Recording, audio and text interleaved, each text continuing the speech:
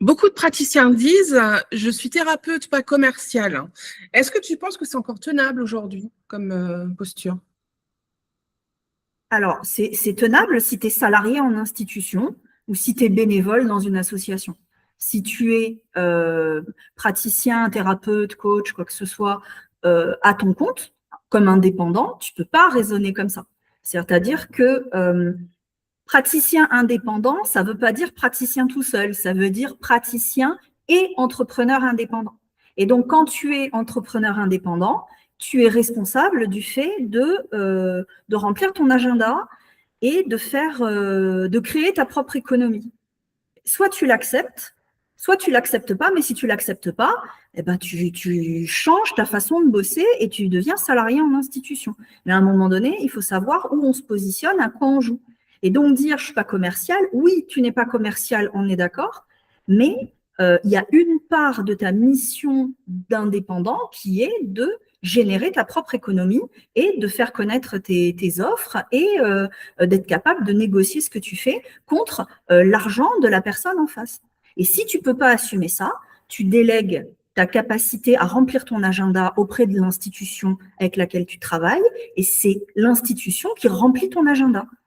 Mais à un moment donné, tu ne peux pas prendre qu'une partie de ton métier et dire non, non, l'autre, je ne regarde pas parce que je n'assume pas.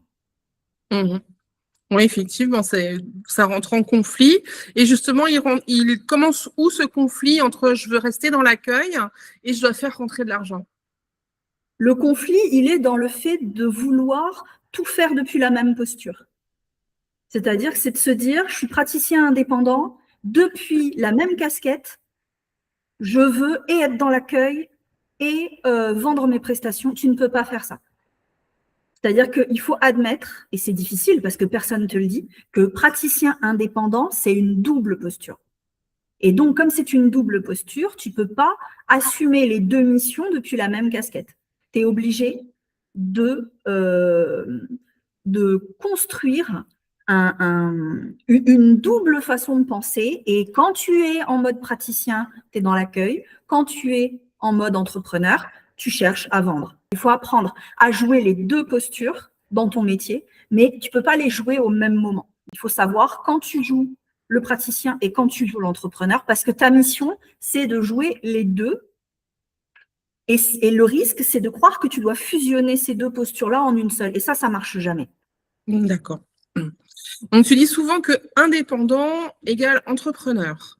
Pourquoi c'est si difficile justement de se penser comme un entrepreneur quand on est un accompagnateur? Parce que les deux missions sont incompatibles entre elles. Je m'explique. Quand tu es un accompagnateur, tu es un professionnel de l'humain, c'est-à-dire que ton métier rentre dans la catégorie des métiers inestimables. C'est-à-dire que tu travailles avec l'humanité de l'autre. Ça inclut les métiers du soin et les métiers de l'éducation. Et donc, ton métier, c'est de stimuler et de contenir des processus. Et ça relève de l'inestimable. Pourquoi? Parce que quand tu dis une phrase qui va révolutionner la façon de penser de quelqu'un, comment tu fais pour mesurer ce que ça vaut? Ça peut valoir 1 euro, ça peut valoir 10 000 euros, ça peut valoir beaucoup plus que ça. Et c'est pour ça que ça rentre dans la catégorie des métiers inestimables. Et parce que c'est inestimable, c'est incompatible avec la notion de marché. Où tu vends des boîtes de conserve, chaque boîte de conserve, elle a coûté tant à produire, elle va coûter tant en impôts, et toi, tu comptes ta marge par-dessus, et donc tu peux penser ta boîte de conserve depuis une posture d'entrepreneur.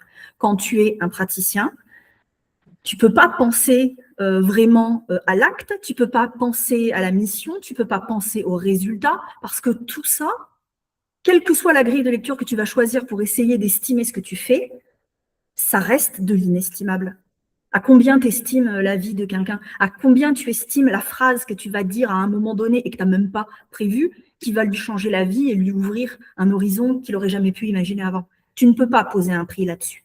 Et donc, quand tu es praticien indépendant, tu n'es pas financé par les impôts, donc tu es obligé de poser un prix sur ce que tu fais, et ça vient générer des conflits éthiques terribles.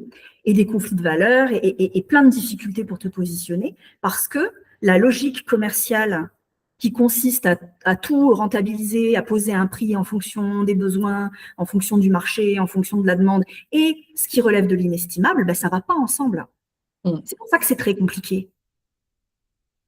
Oui, c'est assez, oui, c'est deux pôles complètement opposés, et on est obligé de se rencontrer soi-même un peu au milieu et de composer avec les deux, quoi. C'est ça. Et si possible, sans se casser la gueule. Ouais, ce serait une bonne idée. Et justement, pourquoi tant de praticiens ne consultent plus eux-mêmes?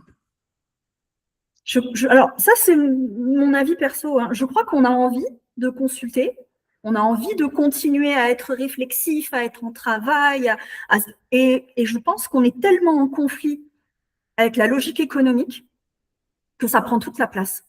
C'est-à-dire que l'immense majorité des praticiens indépendants vivent en dessous du seuil minimum de pauvreté quand même. Mmh. Je crois que la moyenne, c'est de gagner 700 €, t'enlèves les impôts, il ne reste pas grand-chose. Non. Et donc, quand tu es en survie permanente économique, que ta réalité, c'est d'être dans une situation précaire et même si tu as envie de poser des questions pour être réflexif, tu n'as ni la place mentale, ni le budget. Donc, je ne suis pas convaincue que, tu sais, on nous décrit toujours le praticien qui ne se fait pas superviser comme quelqu'un qui est dans la toute-puissance et qui considère qu'il a pas besoin. Ben, moi, je ne suis pas sûre de ça.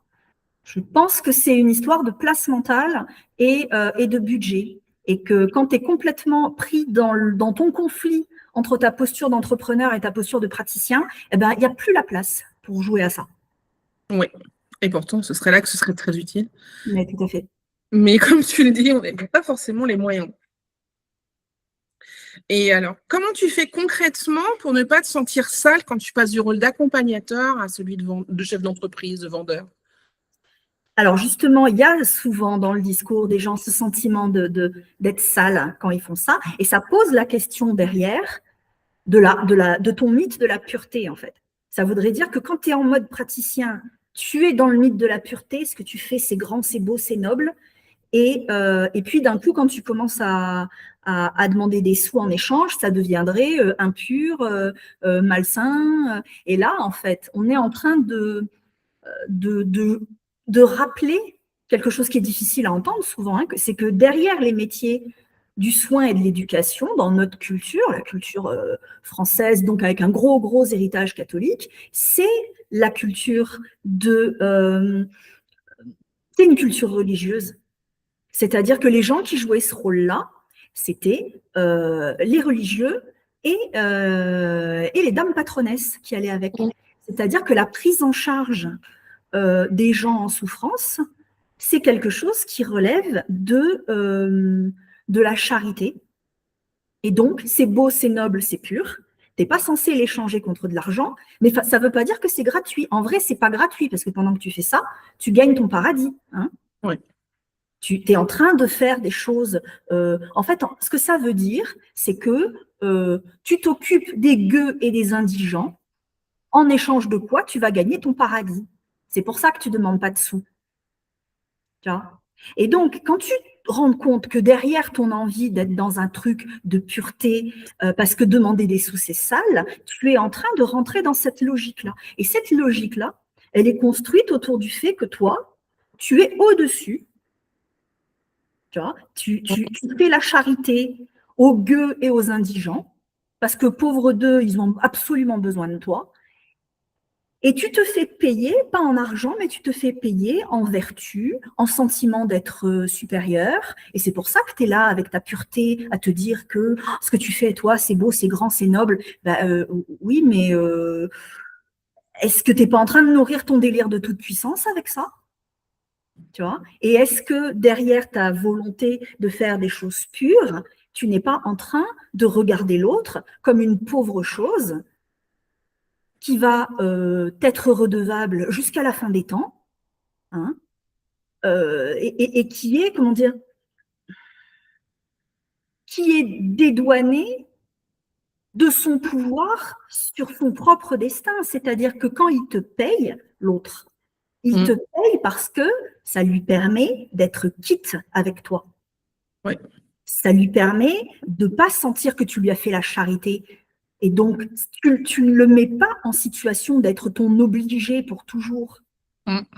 Tu vois, donc le délire de c'est pas pur d'être payé, et ben en fait, derrière, il se passe des choses pas forcément très jolies. Et tant que tu regardes pas ça en face, tu dis, moi, je me fais pas payer parce que moi, je suis quelqu'un de bien et les autres, ils pensent qu'à l'argent. Mais en fait, tu es en train, premièrement, de te sentir supérieur. Deuxièmement, de te faire payer en sentiment de supériorité morale. Troisièmement, tu regardes l'autre comme un gueux qui va t'être redevable jusqu'à la fin des temps. Force un peu le trait, mais c'est pour que on voit bien que derrière le désir de pureté, il se passe des choses pas très jolies. Oui. Ça me fait penser à 2-3 personnes que j'ai croisées dans ma vie. Il faut surtout pas C'est très, très douloureux de regarder ça en face. Ouais. Hein. On a envie de se dire qu'on est grand, qu'on est pur, qu'on est beau et qu'on sauve le monde. Et en fait, derrière, il y a du délire de toute puissance. Et surtout, il y a un regard posé sur l'autre qui n'est pas très joli. C'est ça. Absolument. Justement, dans cette veine, quel est le premier indicateur que tu vois chez un praticien qui refuse de se penser en entrepreneur? En général, il pense comme s'il devait suppléer le service public. C'est-à-dire qu'il te dit, ça devrait être gratuit. Tu vois? Donc, lui, il n'assume pas de se faire payer parce que le soin et l'éducation, ça devrait être gratuit. En France, pas forcément les autres pays, mais en France, le soin et l'éducation, c'est très majoritairement gratuit. Et en fait, ce n'est pas parce que c'est gratuit qu'il n'y a pas d'enjeu financier derrière, c'est payé avec nos impôts à tous quand même. Hein. Donc, ce n'est pas gratuit en vrai. C'est financé, mais pas de façon directe. Pourquoi je te dis tout ça? C'est que le système, il est ce qu'il est et il n'est pas parfait. Et on sait tous que les gens vont consulter ailleurs ou vont se former ailleurs parce que le système ne permet pas de prendre en charge tout le monde et aussi bien qu'il le faudrait. Mais énormément de praticiens qui sont indépendants se pensent comme devant suppléer le service public. C'est-à-dire que on ne peut pas prendre en charge tout le monde dans le service public, donc moi, je vais me mettre là, puis je vais accueillir les gens. Mais en fait, quand tu joues à ça, premièrement, tu es dans le mythe du sauveur, c'est toi qui vas compenser les manques du service public. Peut-être pas. Et deuxièmement, tu es dans une logique où en tant qu'entrepreneur, d'un côté, tu veux suppléer les manques du service public, mais en même temps, c'est toi qui le finances avec tes impôts. Donc, il y a un petit problème de positionnement, c'est-à-dire que tu ne veux pas te faire trop payer parce que ça devrait être gratuit, donc tu as honte de demander de l'argent, et en même temps, c'est avec tes impôts qu'on finance le service public. Donc, tu ne peux pas jouer ces deux postures-là en même temps. Et c'est pour ça que ça génère du conflit. C'est que si tu ne veux pas être payé de façon directe, tu fais salarié en institution. Et tu assumes d'être salarié en institution. Et il n'y a aucun problème avec ça. Et ceux qui seront entrepreneurs paieront des impôts pour payer ton salaire, pour que tu puisses recevoir des gens gratuitement. Et c'est très bien. Mais tu ne peux pas faire les deux en même temps, tout en essayant de porter à bout de bras un système qui ne fonctionne pas bien, tout en étant ponctionné du peu que tu touches pour alimenter ce système-là. C'est infernal. Ce n'est pas possible. C'est assez peu efficace et pour gagner de l'argent soi-même, mais pour changer les choses en vrai. Bien sûr. C'est pas au niveau à ce niveau-là qu'il serait intéressant d'agir. Et bien, on continue toujours sur cette veine. Est-ce qu'on peut vraiment rester pur dans sa posture de praticien tout en facturant 150 € la séance? On revient à la même problématique, c'est que de toute façon, ce que tu fais est inestimable. Donc, que tu factures 20 €, 150 €, 1000 € de l'heure, de toute façon, ça ne vaut pas ça. Puisqu'on ne sait pas combien ça vaut. Tu peux demander n'importe quelle somme, de toute façon. Pour quelqu'un qui considère que ça devrait être gratuit, c'est toujours trop. Parce que tu es en concurrence directe avec tous ceux qui bossent gratos, enfin qui sont financés par les impôts. Donc, de toute façon, même quand tu demandes 20 €, C'est toujours 20 € de plus que quand tu vas voir un praticien gratuit. Et de toute façon, tu rentres dans la catégorie des métiers inestimables. Donc, de toute façon, quoi que tu demandes, c'est impossible à justifier. De la même manière que je dis souvent, que je me mette en mode accompagnement avec une copine entre 2 tasses de thé ou que je travaille en séance, qu'importe le prix que je vais demander, je ne vais pas poser de moins bonnes questions parce que je ne suis pas payée. Je pose la meilleure question que je peux. Ouais. Tu vois. Et donc, la même question, elle peut valoir rien du tout, elle peut valoir 150 balles de l'heure, elle peut aussi valoir beaucoup plus parce que la question que j'ai posée, elle va déclencher dans la tête de la personne en face l'idée qui va lui permettre de lancer un business qui va lui rapporter beaucoup de sous. Et donc, ma question, ben, elle est inestimable. Oui. Donc, de toute façon, cette histoire de, c'est pas l'histoire de la, oui, c'est, ta question, c'était sur la pureté, c'est ça?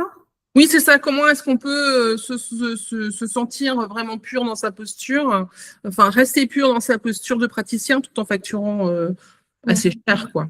Ben, rester pur, déjà, ça n'a aucun sens. J'ai envie de te dire, au-delà des histoires de difficulté à poser un prix sur ce que tu fais, et au-delà du fait que tu n'as pas à te penser en concurrence avec tous les praticiens qui sont financés par les impôts, de toute façon, si tu es pris dans un mythe de la pureté en tant que praticien, tu as besoin d'aller voir ton superviseur parce que ça veut dire que tu es en plein. En fait, ça veut dire que tu n'assumes pas ta part d'ombre, comme dirait Jung. Il y a des questionnements à avoir sur le fait de croire que, en tant que praticien, tu dois être pur, qu'importe le prix que tu demandes. Ça n'a aucun sens. Tu n'es pas pur. Tu es un humain, tu es fracturé par ton inconscient, par des représentations sociales, par du désir de pouvoir, et c'est normal. Et la question à se poser, c'est pas comment je fais pour être pur, c'est qu'est-ce que je fais de ma part d'ombre, comment je l'élucide, comment je fais en sorte qu'elle ne prenne pas le pas sur la posture que je dois tenir ici et maintenant avec la personne en face. Et donc, quelqu'un qui me dirait ça, comment je fais pour être pur, la question, c'est pas combien elle se fait payer. La question, c'est qu'est-ce que c'est que cette histoire de pureté qui n'a rien à faire là. Voilà. Oui, très bien. Donc, tu as formé des centaines de praticiens, des diplômés d'État, mais aussi des indépendants. Et qu'est-ce qu'ils ont en commun, finalement? Que tu sois diplômé d'État qui va bosser en institution ou que tu sois indépendant, premièrement, tu es travaillé par ta part d'ombre, quel que soit le truc. C'est-à-dire que tu te fasses payer directement ou que tu sois payé par l'institution, de toute façon, il y a des enjeux économiques qui se jouent parce que ce n'est pas parce que tu ne demandes pas de sous à la personne en face que l'enjeu économique n'existe pas. Tu es payé par les impôts des gens, tu as une administration au-dessus de toi qui fait pression pour que tu sois plus rentable, et donc les enjeux de la rentabilité, ils sont là, que tu assumes directement de créer ta propre économie ou pas. Et donc, tu as tout un tas d'enjeux éthiques qui sont cachés derrière. Et donc, que tu sois à ton compte ou pas, la question de l'éthique de ton travail rentre en conflit avec la question de la rentabilité, de toute façon. C'est juste que ça ne va pas se jouer de la même manière, mais tu es toujours en conflit dans ton éthique professionnelle, soit avec l'institution qui essaie de plus en plus de te pousser à rentabiliser tout ce que tu fais, alors que c'est absolument pas l'objectif du service public d'être rentable. Et de l'autre, quand tu as ton compte, ben, ton éthique, elle se heurte à la réalité du marché. Donc, dans les deux cas, ce que tous les praticiens ont en commun, qu'ils soient salariés ou pas salariés, c'est d'avoir un conflit permanent entre leurs valeurs humanistes et les réalités économiques. Absolument. Et la question, la question derrière, c'est qu'en tant que praticien, avec quoi tu es le plus à l'aise? Est-ce que tu es plus à l'aise avec le fait d'être en conflit avec l'institution ou est-ce que tu es le plus à l'aise avec le fait d'être en conflit avec le marché? Mais de toute façon, le conflit, il est là, il existe. À nous de le rendre dynamisant et créatif.